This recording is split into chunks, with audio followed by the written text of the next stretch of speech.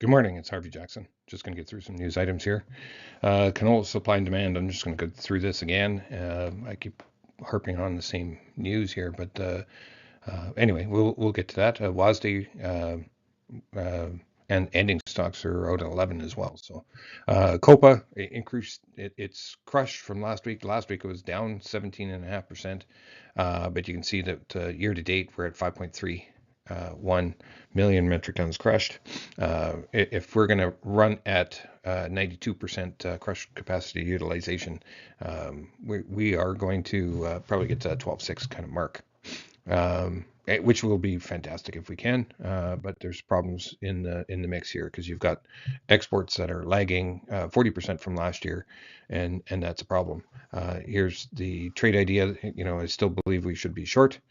Just because of some of this news, we're going to end up with a big carryout. As you can see on this chart, you can see like 4.2 now. And again, this is a number that we're not on track to meet. And the only way we meet that is the price goes down relative to other commodities. And it looks like soybeans are going to have some issues as well. Crush is actually doing its job. But and then if we grow canola at 5% more, and maybe regular yields, we still end up with a big carryout for next year as well. And that's with an increase in crush capacity at Regina and using a 87% crush capacity utilization and increasing its exports as well. And those are just guesses by me, but there's lots of protests in the world right now. Maybe internally we all have our own here as well, but Irish farmers are protesting against the trade deal with South Africa, and Iran's been protesting as well. A lot of that is just clashes, but a lot of it's economic, and here we are. You can see who's all clashing here as well.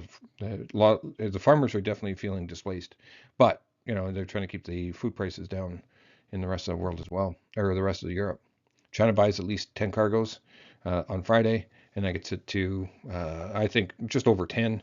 So we're getting closer to the 12 million, I guess. But we're still so far behind on, and I think the WASDE report, if they don't adjust the export expectations, it's not going to be that great rosy for soybeans, but we'll see.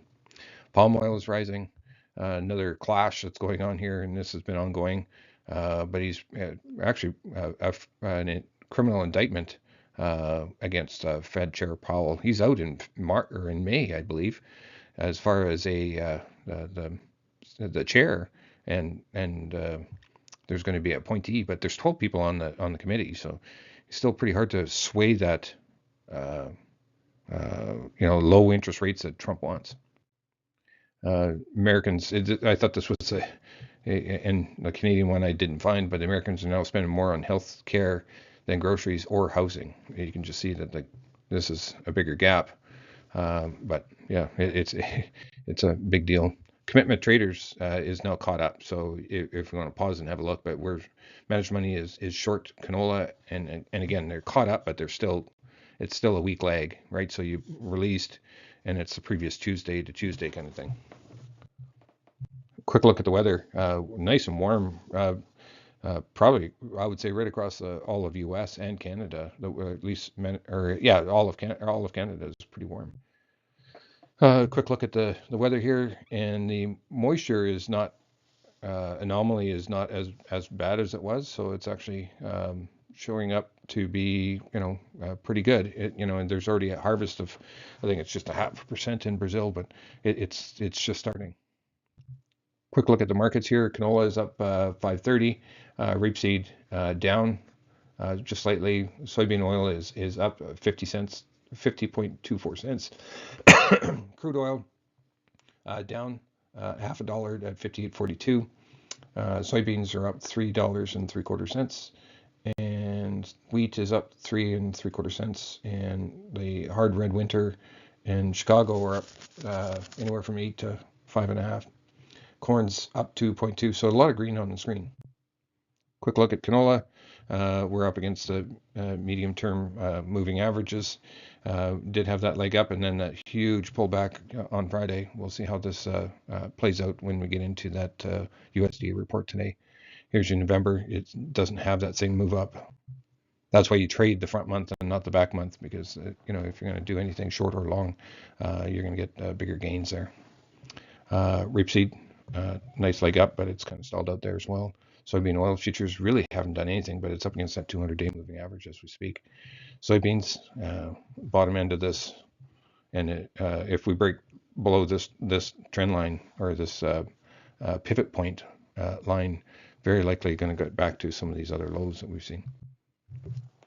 Crude palm oil, and your crude oil futures, you're up against this pivot point on the way up here. So if you break out of there, you could potentially get out of that downward trending range. Harbor Freight has moved up slightly into that 20-day moving average. Wheat is still in this channel, really doing nothing. But you can see that European canola or wheat is doing nothing there as well. But you're trying to reach out with your Kansas. Your Kansas is trying to break out here. And maybe Kansas is going to lead the wheat complex if there is going to be any. Chicago is still at the lower end. But then you look at this price differential. Some guys had bought some spreads, and now that spread is paying off here a little bit. Corn futures, basically just chopping sideways. The Canadian dollar, green on the screen today. But look at the fall from grace that we've had. I still think there still could be some more downside here.